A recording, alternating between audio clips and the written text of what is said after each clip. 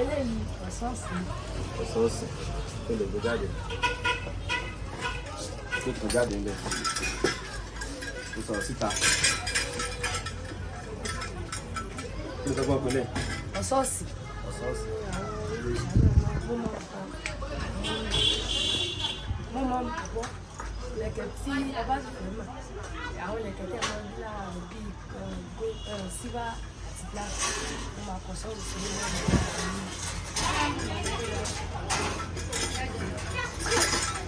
Eléyìí ilé orí. Òun ni àwọn olóríṣà wọn fi bọ orí. Ilé orí lélẹ̀ jẹ́.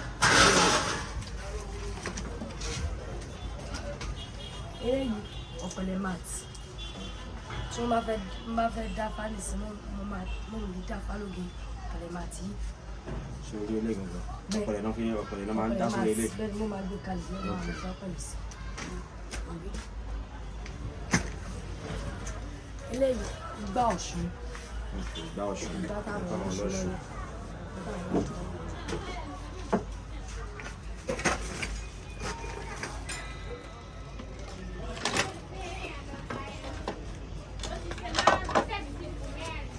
Eléyìí ìdájé. Ìdájé lélẹ̀ bá. Bẹ́ẹ̀ ìdájé ni. Ìdájé ni báyìí. Ìdájé.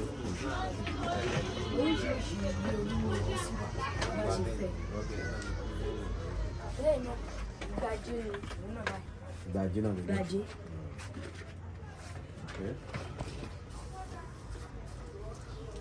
Eléyìí abẹ̀bẹ̀ ẹgbẹ́ eléko tí àwọn ẹlẹgbẹ́ máa ń lò tí wọ́n máa fi ń bọ nǹkan. Eléyìí orí olókùn. Orí olókùn. Orí olókùn.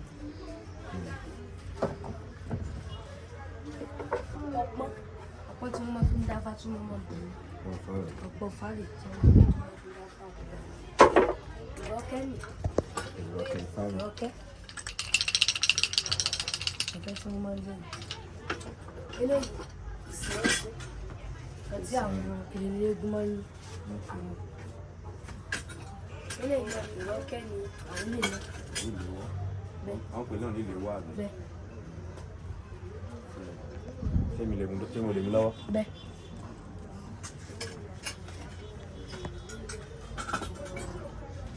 Eléyìí àwọn olóṣàmọ́ ló jẹ́ bẹ́ẹ̀ làwọn ọlọ́sọ̀ máa ń lò. Ṣé o ní àjìjà?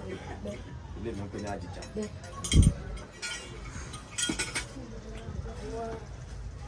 Eré ìbejì rí. Yá àwọn ìbejì yá. Àwọn eré ìbejì. Eré ìbejì.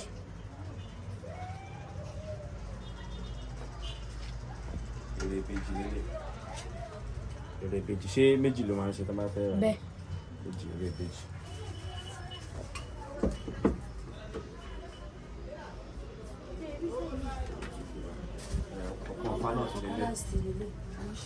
Kí ló fi yàtọ̀ sí ìrẹsì? Ilé kan jẹ́ pé òun ti kéré ìlú wa tó. Àwọn ìlùkẹ̀rẹ̀ ní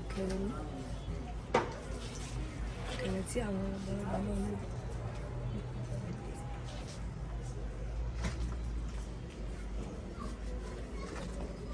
Ọ̀pá ni ilé. Ọ̀pá tí àwọn ọ̀pá.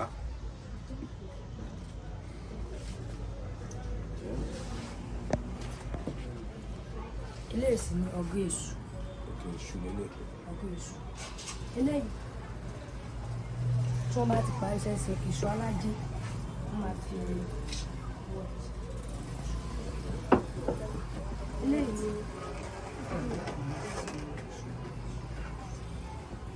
ẹgbẹ́ ọba ló ayé ìbejì ọba ló ayé. Ìbejì ọba ló ayé. Àwọn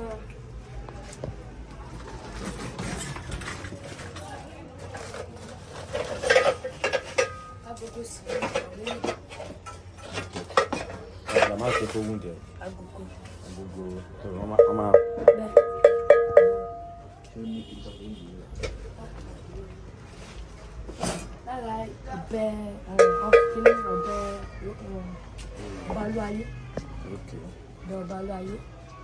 Lára ilé ìgbà. Ọ̀la máa ṣe fún oúnjẹ. rẹ̀ náà ni ilé náà. Àwọn tí àwọn onífá máa ń lò. Kíní ńkọ́ ọ̀pẹ̀lẹ̀ ńkọ́? Ẹ mú bọ́. Ẹ jẹ́ kó ń lọ sí Àwọn àlọ́sọ́lá ṣọ̀pù náà ṣe bí kan ṣé kò ti ṣàlàyé ewu kan tó wà ní báyìí tán? Bẹ́ẹ̀ ẹ tó sàn. So Eléyìí tó bá ti sọ ẹjú ìta kò sọ. eléyìí ọ̀pẹ̀lẹ̀ ní ẹsẹ̀ àgùntàn ọ̀pẹ̀lẹ̀ ẹsẹ̀ àgùntàn. ó bẹ̀ sí àgùntàn. Kí lẹ ṣe ń pè dọ́sà àgùntàn? Torí ó yàtọ̀ sí eléyìí. Ok. Eléyìí ọ̀pẹ̀lẹ̀ gbére eléyìí. Ọ̀nà ẹgbére. Ẹgbére ni ẹ fi ṣe ni. Lára Ok. Ibi ọ̀tá ń pè ní. bẹ́ẹ̀ lẹ̀kẹ́ ẹgbẹ́ eléyìí. Bẹ̀rẹ̀ tó bá tẹ ẹ̀dùnkẹ̀lẹ̀kẹ̀ ẹgbẹ́. Eléyìí fún ìyọmọjà. Ìyẹmọ̀jà lélẹ̀. Ìyọmọjà eléyìí jẹ́. Ok. Eléyìí Ọbàtálá. Ọbàtálá rèé. Bẹ́ẹ̀ Ọbàtálá. lẹ̀kẹ́ ilé tí ẹ bá fẹ́ ṣe odù sí lẹ̀kẹ́ olódù ìfẹ́. Oṣù lójú Ifá ni. Bẹ́ẹ̀ Ẹ tẹ ojú tó odù tó ẹ̀mí ẹ bá bẹ̀rẹ̀. Lẹ̀kẹ́ iṣu yáyì. ilẹ̀kẹ̀ iṣu rèé. Iṣu Ilẹ̀kẹ̀ iṣu. iṣu lórí. Lẹ̀kẹ́ eégún. Ilẹ̀kẹ̀ ogún rèé. Eégún Ṣé rèé. gbogbo àwọn òrìṣà? Àwọn òrìṣà. Lẹ̀kẹ́ Ifá ní ilé Ilẹ̀kẹ̀ Ifá. Ifá. Ilẹ̀kẹ̀ Ilé wa ni Ifá Fẹnisọ́nà. Ifá. Fẹnisọ́nà. Ifá kílọ̀ fún Fẹnisọ́nà. Venezuela. Kò ṣe Nàìjíríà. Bẹ́ẹ̀ Ifá Nàìjíríà ní ilé. Ok, Ifá Brazil. Ok, Ifá Nàìjíríà lélẹ̀. Ilé nǹkan. Ilẹ̀kẹ̀ ìwé. Lẹ̀kẹ́ Ifá náà ní Ilẹ̀kẹ̀ Ifá. àwọn lẹ̀kẹ́ Ọ̀ṣun ilé. Lẹ̀kẹ̀ Ọ̀ṣun ilé. Ilẹ̀kẹ̀ Ọ̀ṣun rèé. Lẹ̀kẹ̀ Ọ̀ṣun. Àwọn ilé ní Ìtún àti Ifá. Ok. Àwọn Ìtún àti Ifá ní àwọn ìpínlẹ̀. Àwọn lẹ̀kẹ́ olóyè. Lóye làwọn ilé. Àwọn lẹ̀kẹ́ olóyè. Ok. So ibi báyìí. So ibi báyìí lẹ ti máa ń.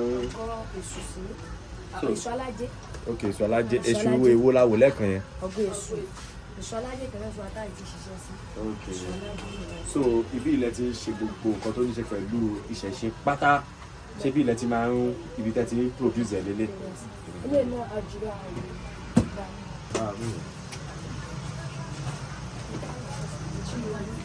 Àjùlọ òbí làwọn ilé táwọn olóògùn lọ lé. Ok. Ilé ní àjùlọ àwọn. Okay. So, Tó bá ti fẹ́ ọ̀pọ̀lẹ̀ ní tó bá ṣe fẹ́ ọ̀nà tó bá ṣe fẹ́ àwọn ilẹ̀kùn yìí. Tó bá sì fẹ́ ṣe anything ẹ fẹ́ ká máa ń kọ orúkọ sí. sí à ń ṣe ní ọkọ̀ sí.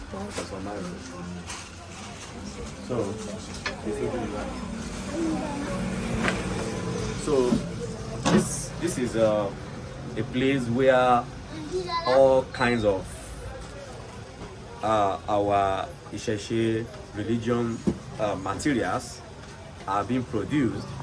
So as you can see, we just left the first shop and this is the second shop. So the essence of this visitation is for us to show to the world the beauty of our Ìṣẹ̀ṣe. So as you can see here, you can see the little ones. They are the one. They know how to do all of these things, and you know, we are catching them young. You know, as young as they are, they have the knowledge of making all of these things. You know, and as you can see that our Ìṣẹ̀ṣe is very beautiful. You know, when you talk of art and craft, you know, we have all of these treasures in our in Africa, you know, as you can see. So if you are interested, if you need any Ìṣẹ̀ṣe or any Ifá materials, you know, you can contact me. Thank you very much. So show best.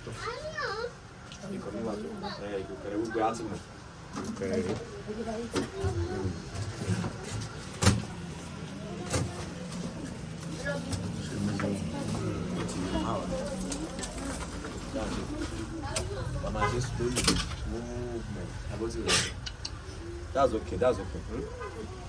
Anyway, original Bẹ́ẹ̀ so if you need owó ẹyọ, you can see owó ẹyọ. So Just saying there. Point. You can see. Daily points. So you can see